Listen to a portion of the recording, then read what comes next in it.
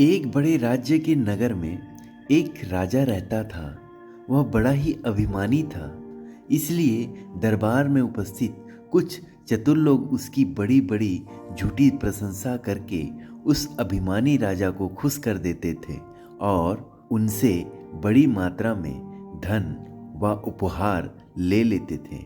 एक दिन दरबार के एक चतुर आदमी ने एक योजना बनाई कि क्यों ना राजा से और भी ज्यादा धन व उपहार लिया जाए। इसलिए वह व्यक्ति राजा के पास गया और राजा की ऊंची ऊंची तारीफ करने लगा और बोला, महाराज, आप जैसे ना तो कोई पैदा हुआ था और ना ही कभी होगा। आप भगवान हो और भगवानों को यह मनुष्यों जैसे तुच्छ वस्त्र धारण नहीं करनी चाहिए। आपको देवताओं वाला वस्त्र धारण करना चाहिए। राजा अचंभित हो गया और बोला, देवताओं वाला वस्त्र, यह कहाँ मिलता है? चतुर आदमी ने कहा, महाराज, अगर आप आदेश दो तो मैं वह वस्त्र आपके लिए ला सकता हूँ, बशर्ते मुझे 15 दिन की मोहलत तथा 10 बड़े संदूकों में हीरे जवाहरात और बड़ी मात्रा में धन चाहिए, जिससे वह वस्त्र आपके लिए खरीद सकूं।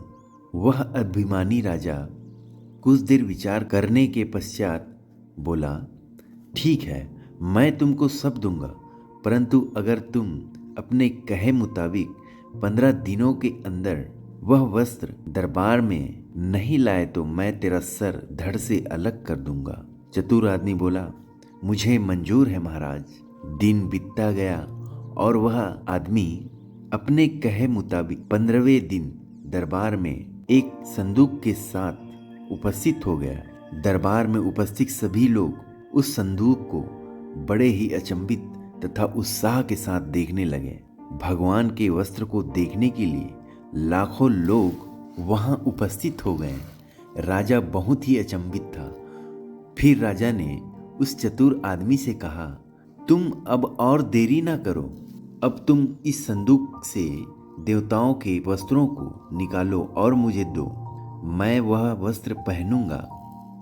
इतने में वह चतुर व्यक्ति ने राजा और वहां उपस्थित सभी लोगों को बोला, मैं यह देवताओं का वस्त्र इस संदूक से निकालने जा रहा हूं, परंतु आप सभी को यह बात अवगत करा देता हूं कि यह देवताओं का वस्त्र सिर्फ उसी व्यक्ति को दिखाई देगा जो वह अपने एक ही पिता से जन्मा हो।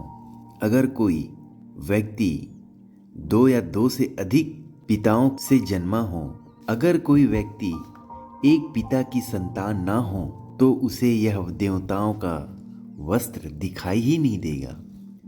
यह कहकर वह चतुर व्यक्ति संदूक से अपने दोनों हाथों से वस्त्र निकालने का नाटक करते हुए उसे राजा को देते हुए बोलता है, लीजिए महाराज, यह देवताओं वाला वस्त्र। राजा अचंभित हो गया, क्योंकि राजा को उसके हाथ में कुछ भी दिखाई नहीं दे रहा था। राजा उस व्यक्ति से बोलने ही वाला होता है, तभी उसे याद आता है, यदि उस चतुर व्यक्ति ने कहा था कि यह वस्त्र उसे ही दिखाई देगा जिसका एक ही पिता हो। राजा मन ही मन क्रोध में जलने लगा, परंतु कुछ बोल ना पाया, क्योंकि अगर वह कहता कि यह वस्त्र मुझे दिखाई नहीं दे रहा है तो उस राजा की माँ के चरित्र पर उंगली उठता। अतः राजा चुप ही रहा। वहां उपस्थित सभी लोगों को भी वह वस्त्र दिखाई नहीं दे रहा था, परंतु उस चतुर व्यक्ति के शर्त के कारण सब चुप ही रहे।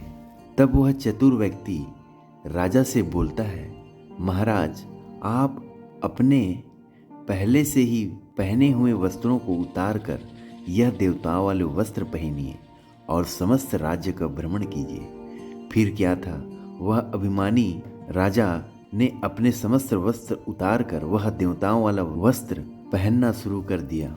चतुर व्यक्ति मन ही मन मुस्कुरा रहा था कि वह किस तरह अपने एक शर्त के दम पर राजा तथा समस्त लोगों को मूर्ख बना दिया। उस चतुर व्यक्ति ने कोई देवताओं के वस्त्र लाया ही नहीं था, वह बस सबको अपने एक शर्त रखकर मूर्ख बना रहा था।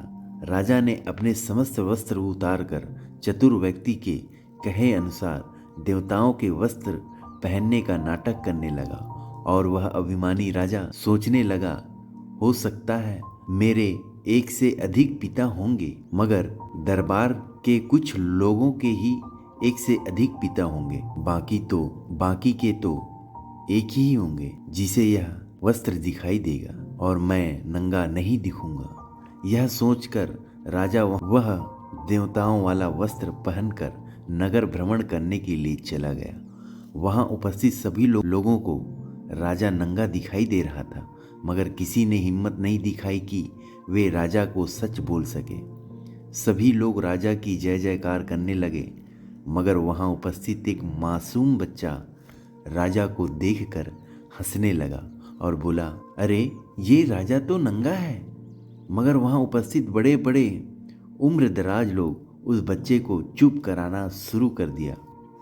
दोस्तों, ठीक इसी प्रकार आजकल दुनिया में हो रहा है। सब सत्य की खोज में रहते हैं, मगर यहाँ लोग भीड़ की ओर आकर्षित होते हैं। फिर चाहे भीड़ असत्य ही क्यों ना बोले, उसे स्वीकार कर लेते हैं। अपने अंतर आत्मा के सत्य को ठुकराकर जब हम भीड़ की बातें सुनते हैं तो हम सत्यता से भटक जाते हैं। अतः हमें हमेशा अपने अंतर आत्मा की तथा तर्क और बुद्धि से किसी भी बातों पर भरोसा करनी चाहिए, ना कि भीड़ पर। धन्यवाद।